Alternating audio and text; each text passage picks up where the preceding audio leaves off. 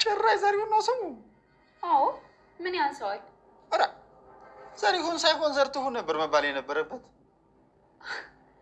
ለምን ሲባል ፀጉሩን አሳድጎ ከወንድ ይልቅ ለሴት ይቀርብ የለ እንዴ?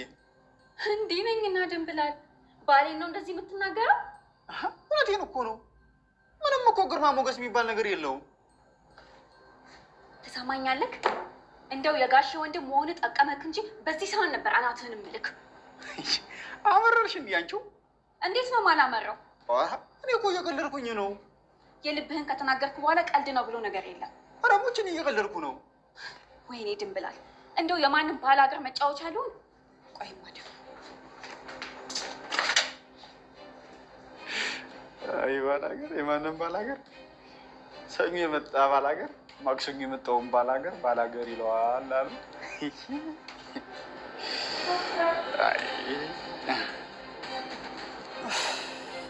ምንድን ነው? ደህና ነኝ። እንዴት ነህ? ተቀመጥ። እሺ። በግድ ካላገኘሁህ ብዬ አስቸገርኩ አይደል? ጣጣ የለውም። በጣም ይቅርታ። በአንተ ስልክ መደወል ፈርቼ እኮ ነው በሰምቹ የምደውልልህ። አረ ጣጣ የለውም። አሴር። አቤት አና። ለሁሉም ነገር በጣም ይቅርታ። እሺ። ማለት ጠልተኸኛል አይደል? እንደሱ ይመስልሻል? ዘመኑ ከፍቷል እናቴ። አንድ ሴት ከፈለገች ወንድ ልጅ ማንበርከክ ለእሷ ቀላሏ ነው። አይመስለኝም። እንዳይመስልሽ። ለምሳሌ አሁን እኔ ዘሪሁንን እንዴት ነው ያንበረከኩት? ይሄ ሁሉ ዙሪያ ጥምጥም ስለሱ ለማውራት ነው መሆኑ ነው መሰለኝ። ቆይ በቀጥታ ብታወሪኝ እኔ ከልክዬሽ አውቃለሁ? እሱማ ከልክለሽኝ አታውቂም። ያው ትንሽ ያሳፍራል እንጂ። ቀን አስደነገጠሽ አይደል? ቀላል አስደነገጠኝ? እጅግ ጉደኛ የሆንሽ ልጅ ጉድ አድርገሽኝ ነበር እንዴ። ናፈቀችኝ ሲለኝ እኔ ምን ላድርግ? እኔማ ናፍቆኝ ነበር። ይልቅ አንቺ ውለታሽን እግዚአብሔር ይክፈልሽ። ወሬኛ። ይልቃውን ምግቡን ይዘን እንሂድ አይሻልም? እሺ።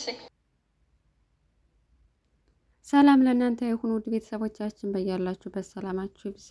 እንኳን ደህና መጣችሁ ወደ ቻናላችን። ለዚህ ቻናል አዲስ የሆናችሁ እንደተለመደው ሰብስክራይብ፣ ሼር አድርጎ እናመሰግናለን። ኖላዊ ድራማን ዛሬም እንደተለመደው ይዘንላችሁ መጥተናል። ወይዘሮ ሜላት እንግዲህ በጣም ጠንካራና ጠርጣራ ሴት በመሆኗ ጠላቷን ተሎ ብላ ስለገመተችና ስለጠረጠረች አቶ መስፍን ወንድም ላይ የማስፈራሪያ የደረሱበትን ሰዎች ማለት ነው። በዛም ምክንያት ወንድምየውም ጠላት እንዳላቸው አላቅም እንጂ ጠላት መኖርን ባቅማ አለቃቸውም እያለ እየፎከረ ይገኛል። በዚህም ምክንያት እንግዲህ አቶ መስፍን ደብቀው ነበር። እሱ በጣም ችኩል ነህ፣ ስለዚህ ደህ ነገሮችን ተሎ ታበላሻለህ፣ እኔ በራሴ መንገድ ተመራምሬ እና ነገሮችን አጣርቼ ደርስበታለሁ ብላ ስላሰበች ወይዘሮ ሜላት አልነገረችም። ነገር ግን ትንሽ ፍንጭ ሰጥተው ነበር ለወንድሙ ሂዶ ተናገረ ለአቶ መስፍን እና እሱ ደግሞ በአንድ አይኔ በወንድሜ እንዴት ይመጣሉ ብሎ በጣም ተናዶ ተበሳጭቶ እሷንም ተናገራተኝ። እናም አልቀመጥም ቤት ውስጥ ሆኖ እሱን ለመፈለግ ወጥቶ ነበር። በዛም ምክንያት እንግዲህ ጠላቱ አቶ በቃሉ እንደሆነ ስለተረዳ እሱን ለማግኘት ደግሞ የሚጠቀመው ቤቲን ነው። ቤቲ ደግሞ የእሱ ሰራተኛ ናት፣ ያቶ በቃሉ ሰራተኛ ናት። ቀድሞ የቀጠራት እሱ ነው። ነገር ግን ይህን ስለማያውቅ በእሷ በኩል ጠላት ይነዛለሁ ብሎ ከእሷ ጋር ነው ሲዞር ውሎ ሲቀጣጠር ውሎ ላገኝሽ እፈልጋለሁ ብሎ ከእሷ ጋር የተነጋገረው ያለውንም ነገር ሁሉን ነግሯታል። እሷ ግን ቀድማ መረጃው አላት ስለሚደረገው ነገር ሁሉ ማለት ነው። በዚህ ምክንያት አምሽቶ ስለመጣው ወይዘሮ ሜላት ተጨንቃለች። የሆነ ነገር እነሱን ለማስፈራራት እና ጠላቶቹን ለማግኘት እንዳይደስ ስለገባተኝ የሆነ ነገር አድርገውት ይሆናል እያለች እየፈራች ነበር። እሱ ግን በስከ መጨረሻ መጣ። እናም የት ጠፍተህ ነው ብሎ ወንድሙ ሲጠይቀው የትም አልጠፋሁም፣ ያው እነሱ ጋር ነው የሄድኩት ብሎ ሲለው ብቻህን መሄድ የለብህም እኔ አብሬ መሄድ አለብኝ፣ አንተ ሆይ የትም ብትሄድ እነሱን ለማስፈራራት ብቻህን መሄድ የለብህም አለው። አንተ በዚህ ጉዳይ ስለማያገባ አንተ በማያገባህ መጎዳት ስለሌለብህ ለእኛ ተውልን አለው። እሱ ግን በጭራሽ ቤተሰቦችን የመጣ አለቀውም እያለ እየዛተና እየፎከረ ይገኛለኝ። እናም ሲመለስ ቤቲን ላገኛት ቤቲ በተደጋጋሚ እየደወለች ማናት ብላ ስጠይቀው ቤት ናትና ተቀጣጥረናል ላገኛት ፈልጋለሁ አላት። ሜላትም አብረን መሄድ አለብን አብረን እናገኛታለን ብላ ስላሰበች አብረው ሄደው ካፌ ላይ እየጠበቋት ነበር። ነገር ግን በጣም ብዙ ስላስቆየቻቸው ሜላት እየተበሳጨች ነበር። እኔ ቁጭ ብሎ ሰው መጠበቅ እንደማልወድ ታውቃለህ። ስለዚህ ለምንድነው እስካሁን የቆየችው እያለች የተበሰጨች እያለ በመሀል ትደውላለች። እናም ከባለቤቱ ጋር ቁጭ ብሎ እየጠበቃት እንደሆነ ሲነግራት እሷ ሜላትን ምን ያህል ተጠርጣራና ንቁ ሴት እንደሆነች ስለምታውቅ ተመልሳ ሄዳለች። ተመልሳ ያልተመቸኝም ብላ ከመንገድ ተመልሳ ስለሄደች ሜላት ደግሞ የሆነ እሷ የፈለገችው ነገር ቢኖር ነው እንጂ እንዴት ተመልሳ ትሄዳለች ከመንገድ አንተን ለማግኘት መታ ብላ የማንም መጫወቻ ለሆን እያለች እየደነፋች እያለ በመሀል እንግዲህ አንተነህን ታያየዋለች። አንተነህም እየተከታተላት ነው ሜላትን ሳይሆን ቤቲን እየተከታተላት ነው። በዚህ ምክንያት ነው እንግዲህ ካፌ ቀድሞ የተገኘ በየሄደችበት እያንዳንዱ እርምጃ እየተከታተለ እያስፈራራት ይገኛል። አለቃ ካለው በላይ መስፍንን ተደጋጋሚ እያገኘሽው ነው። ስለዚህ ልትጠነቀቂ ይገባል። ምክንያቱም እኔ ሂጄ ከተናገርኩ አንቺን አለቀልሽ፣ ምን እንደሚፈጠር ታውቂዋለሽ ብለው መጀመሪያ ላይ እኔ እያገኘሁት አይደለም ብላ ክዳ ነበር። ከዛ ግን እውነቱን ስላወቀባት አመነች ማለት ነው።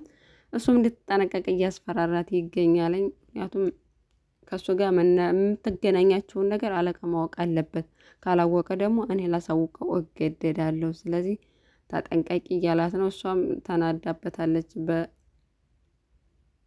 በአንተነህ ማለት ነው። ምክንያቱም እሷ እዛ ድርጅት አስገብተው ጭራሽ አሁን እሷን ተከታታይ ያደረገው ማን ነው እያለች ወይኔ እያለች እንግዲህ የተናደደች ትገኛለች ቤቲ። በዚህም ቤቲን ሲከታተል እንግዲህ ካፌ አይተዋለች። ሜላት ከዚህ በፊት ያደረገውን ሁሉ ስራ በሰላምም ጉዳይ በሀናም በሰራተኞቿም ያደረገውን ነገር ስለምታውቅ እንዴት እዚህ ሊገኝ ይቻለ? አጋጣሚ ነው ወይስ ሆን ብሎ እየተከታተለ ነው የሚለው አስጨንቋት እንግዲህ መስፍን እያረጋጋት ይገኛል። አንተነህም አላወቀም እንዳየችው። እናም ከአቶ በቃሉ ድርጅትም እየሰራ እንደሆነ ምንም አይነት መረጃው የላትም ማለት ነው። በሌላ በኩል ሀኒቾ እንግዲህ የራሷን ህይወት ላገባ ነው ብላ ከተናገረች በኋላ የራሷን ህይወት አርፋ መቀመጥ አልቻለችም። ኤልያስንም ሆነ ጆሮን እያስቸገረቻቸው ነው። ምክንያቱም ካጠገቧ ሲጠፉ ደስ አይላትም። ስለዚህ ተምቹን ጠርታ ሁለታቸውንም እንዲያስታርቃቸው ለመነችው። እሱ ግን በቃ አንቺ ራስሽን ህይወት መኖር አለብሽ፣ ራስሽን ትዳር ነው መመሰረት ያለብሽ እንጂ ሁለታቸውንም ታያቸው አላት። እሷ ግን ከነሱ ርቄ መኖር አልችልም፣ እኔ እነሱ ባለውለታዬ ናቸው እያለች ሆና በግድ ለምና እንግዲህ እንዲያስታርቃት አደረገችው። እሱም እሞክራለሁ ግን ደግሞ አንድ ውለታ ወይልኝ ድንብላልን የማገኝበት ዘዴ ንገሪኝና አመቻችልኝ ብሎ በዚህ ተስማሙ።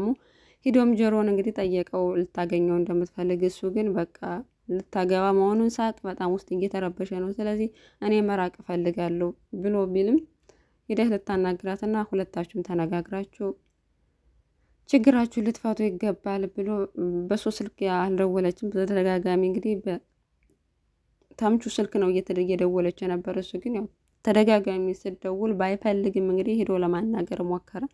ለሁሉም ነገር ይቅርታ፣ እኔ ከአንተ መለየት አልፈልግም፣ አንተን ማጣት አልፈልግም፣ ስለዚህ አትራቀኝ ብላ ለመነችው። እኔ በእኔ ምክንያት ስትጨነቅ፣ በእኔ ምክንያት እንደዚህ ስትሆን ማየት አልፈልግም። እኔ ሲጀመር ጥሩ ሁኔታ ላይ እንዳልሆን ቃቃለሁ እያየሁ ነው ስትለው፣ እኔ መቼም ጥሩ ሁኔታ ላይ ሁኜ አላውቅም። ስለዚህ አንቺ ህይወትሽ እንድትኖሪ ነው የምፈልገው፣ በእኔ ጉዳይ አትጨነቂ ብሎ በዚህ እንግዲህ ተነጋግረዋል ማለት ነው። ድንብላልም የምትወደው ጓደኛዋን ታምቹን ሀና ባለችው መሰረት ሀና ልካት ታገናኝተው ነበረ። እናም አላወቀችም እንደሚገናኙ ሀና ናት ያመቻቸችለት።